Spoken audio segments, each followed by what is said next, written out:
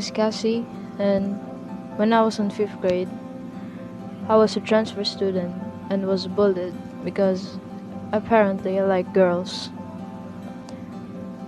And it's funny because one of them is the class mayor and the top of our class.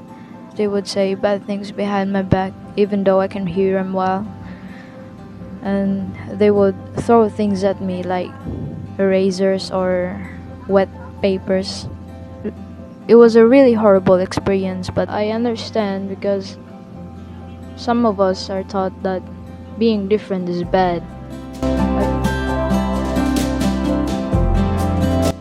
I got through it by talking to people online.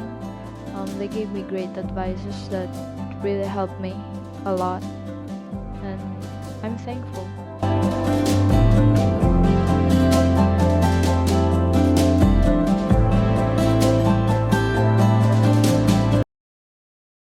As a child, I was raised to be kind and to do good, so I have lived my life giving a hand to those who needed my help. But in the past 2 years, as I have grown up into the stage of adolescence, I began having the feeling of wanting to belong in a certain circle of friends. I wanted to be accepted by the world. I desired to be considered as a valuable person. Starting that moment, instead of helping people for their own good, my motive was altered into a selfish one. In those days, I helped people for them to accept me in return, and so they did. They have accepted me. So my want of being accepted has been spoiled, and it has grown and grown and grown until I reached the point of my life where I have been totally burdened by all the needs of the people surrounding me. I kept saying yes whenever they call my name, whenever they need me. And so stress, anxiety, and pressure has entered my mind. It has filled my cup. And as a result, I was not able to balance my own priorities and needs with the others.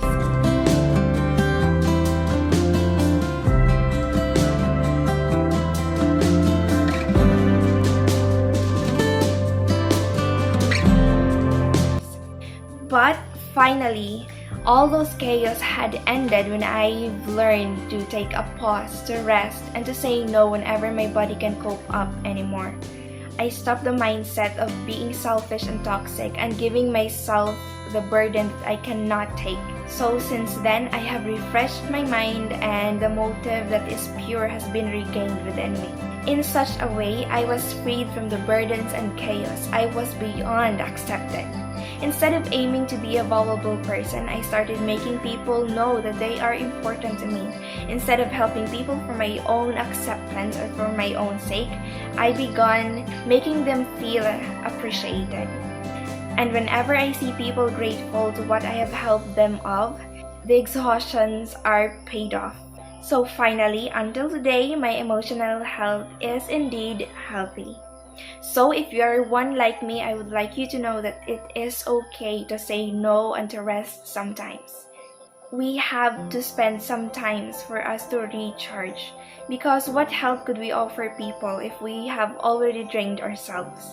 So whatever happens, remember to take a rest, always be kind. Then I guarantee, joy will replace your plea.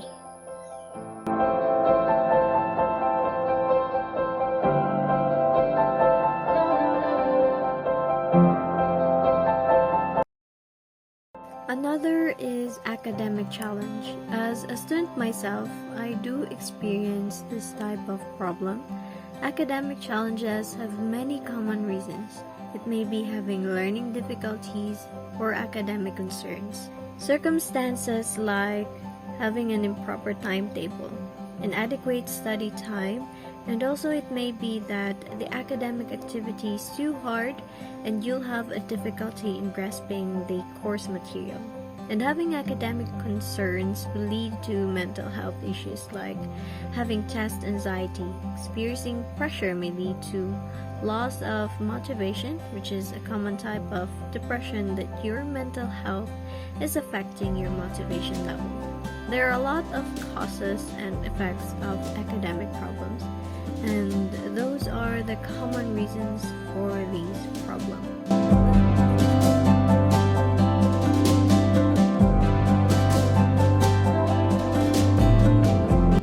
Possible solution for this of issue is to avoid negativity, manage time well, and stick to a routine that will help plan and organize for you to complete tasks. To manage academic stress, you need to put things first, to do it step-by-step process and take time for self-care, and to stay balanced in life.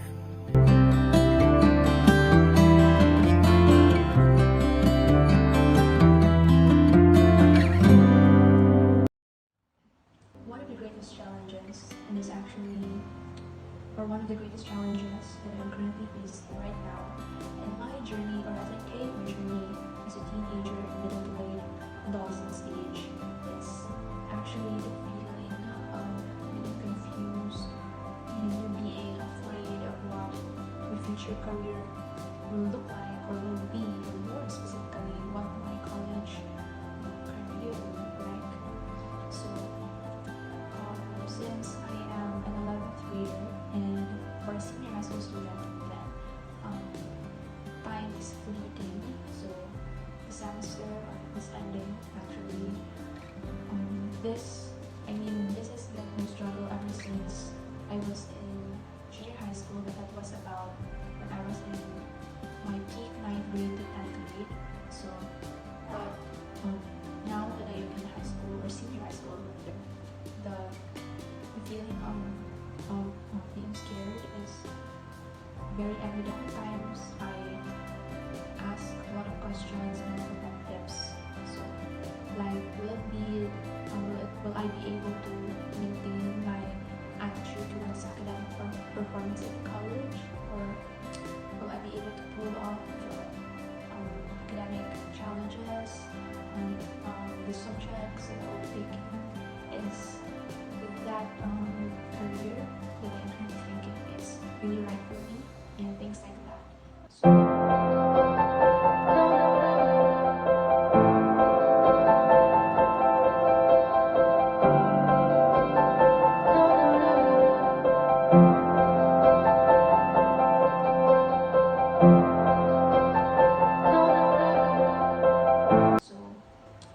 however, at a certain point of time or certain time, I was able to manage, I was able to conquer that fear.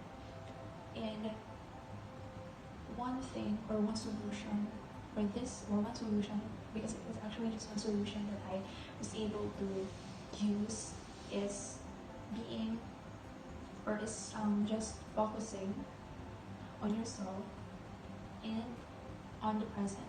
So what I did when I was struggling, or when I was facing the challenge, is that I trained my mind, or I instilled a mindset that future is very uncertain and is very, very vast. It's very wide. It's very uncertain.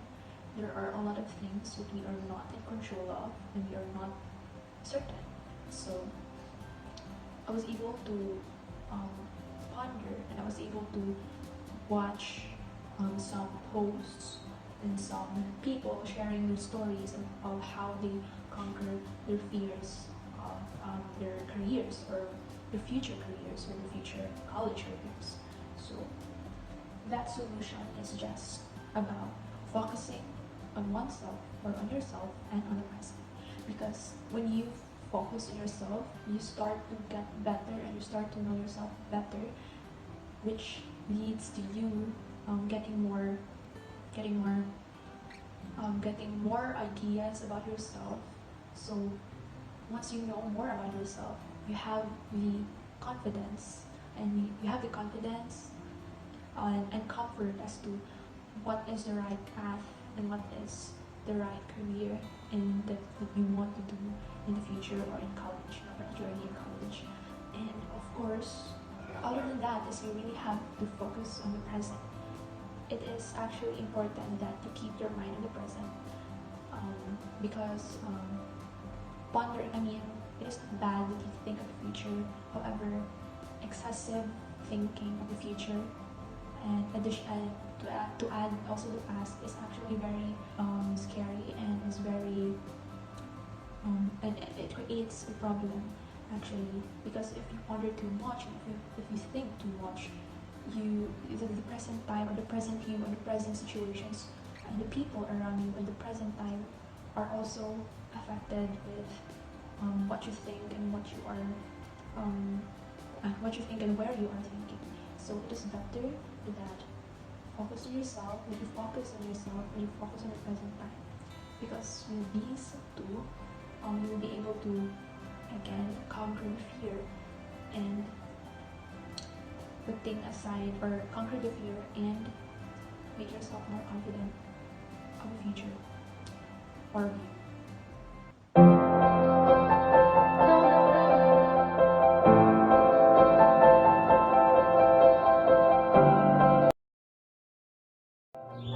Being in a relationship is not easy, especially trusting your partner. For me, trust is a critical part of any relationship. Without trust, especially trust between two romantic partners, it's difficult to have a healthy, long-lasting relationship. People like me who have experienced some type of betrayal, such as unfaithfulness in a relationship, it is important to trust people enough to allow them into your life, and in some cases, to forgive them for their mistakes.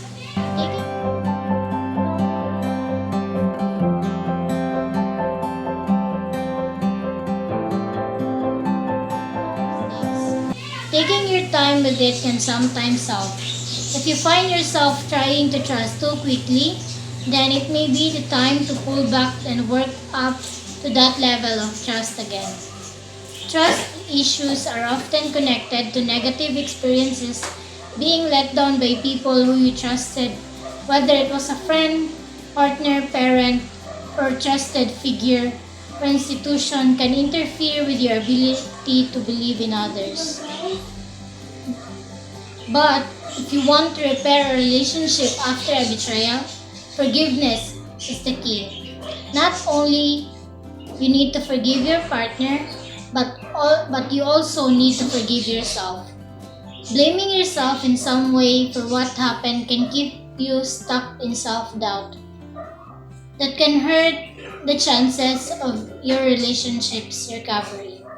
Depending on that betrayal, it might be hard to forgive your partner and move forward. But try to remember that forgiving your partner is not saying that what they did was okay. Rather, you're empowering yourself to come to terms with what happened and leave it in the past. You're also giving your partner a chance to learn and grow from their mistakes.